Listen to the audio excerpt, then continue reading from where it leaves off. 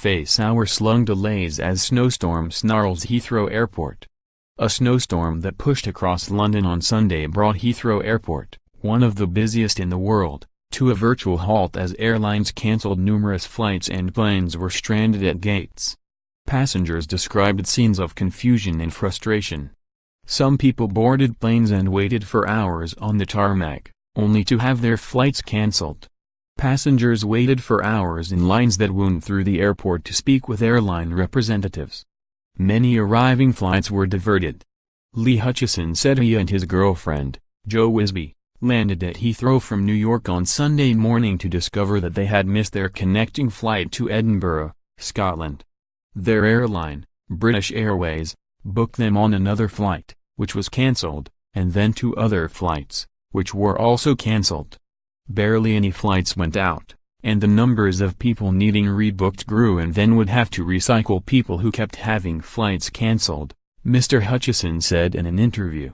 Mr. Hutchison said British Airways told them their last flight of the day, departing around 9 p.m., had been cancelled. After they checked into a hotel for the night, they discovered that the flight had actually departed.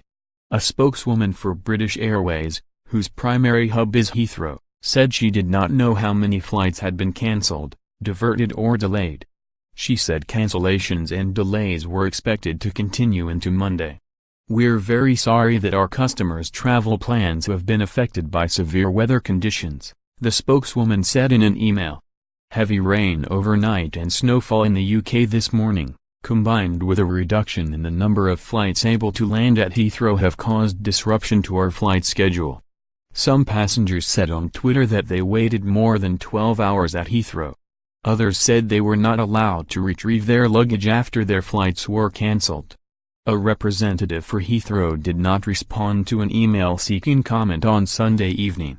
On its website, Heathrow said disruptions were expected on Monday because planes and crew members needed for the flights had not been able to reach the airport.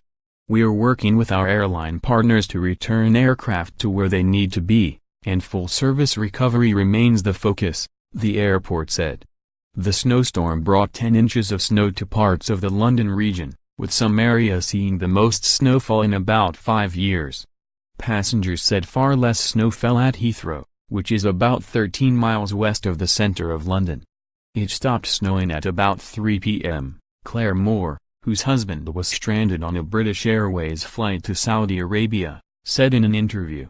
And it wasn't exactly heavy snow. She said her husband arrived at Heathrow for a 1:20 p.m. flight to Riyadh. The flight was delayed until 3 p.m., then 4 p.m. and then 5 p.m. Finally at 8 p.m., she said, he boarded. But his travel was disrupted again when a passenger assaulted someone on the plane, and the police were called, Ms. Moore said.